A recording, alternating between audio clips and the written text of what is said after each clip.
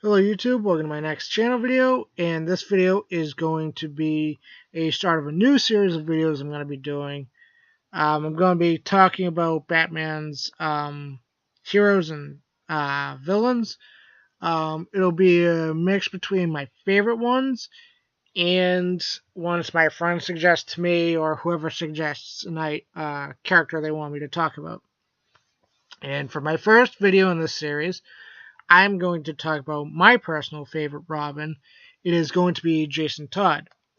He debuted in Batman issue number 357 in March 1983.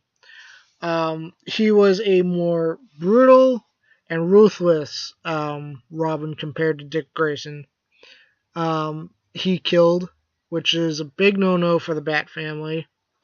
Due to him killing, he became very unpopular with a lot of DC Comics readers. And in 1988, there was a poll held for their upcoming Death in the Family comic. And the fans were able to vote on Jason Todd's fate. And as we come to know now, in Death in the Family, we know his fate. The Joker killed him. And he was dead until February 2005 in Batman issue number 635, where he came back as the Red Hood. That's when Jason Todd became popular. It's interesting on how that happens. Like, he was unpopular as Robin, but he gets even more popular when he becomes a Red Hood. I don't get that, to be honest, sometimes, but that's whatever.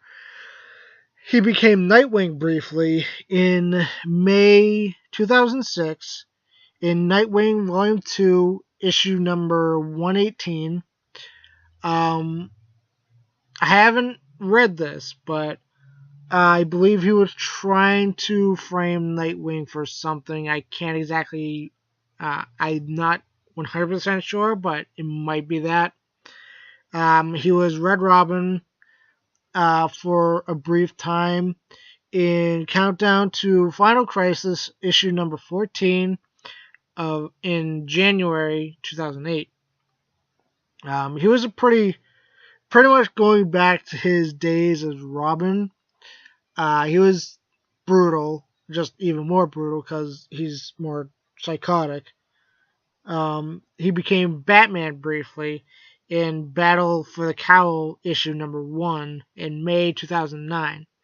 This is when Batman is presumed dead, and he takes over as Batman, but he's more of the Flashpoint Batman where he kills. And Dick Grayson is like, no, we don't need a Batman who kills. So Nightwing and Red Hood fight to become the new Batman, and Nightwing wins, becoming the new Batman, and his run with Damian Wayne as Robin. That was actually a pretty good switch with those two.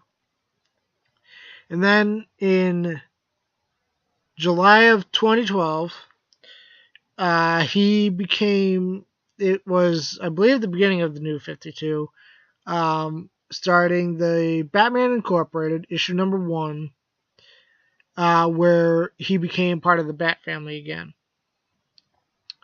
Now, the thing with the New 52 is Batman did use lethal force when he had to. So he wasn't too against with Jason Todd coming back to the Bat family.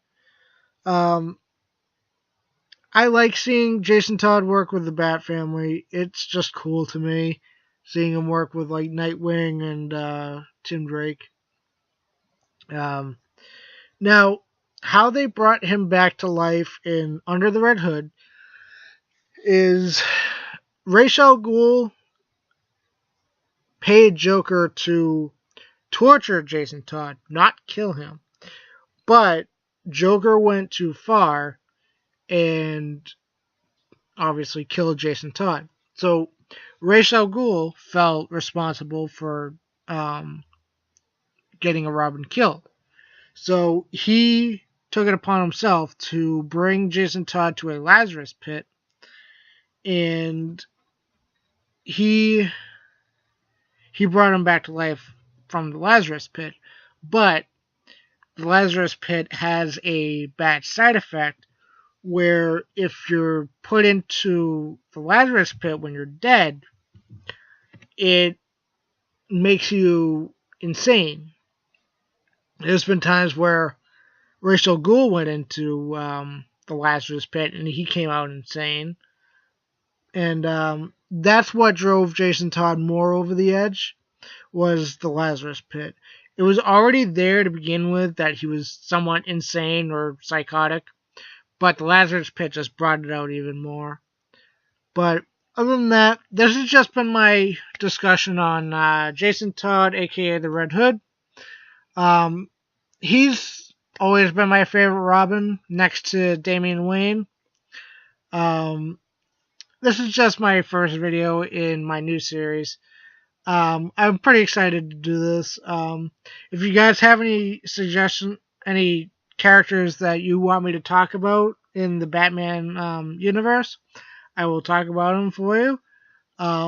Just leave a comment below, and I will get to it eventually. Other than that, check back next time for my next video, and I will see you next time.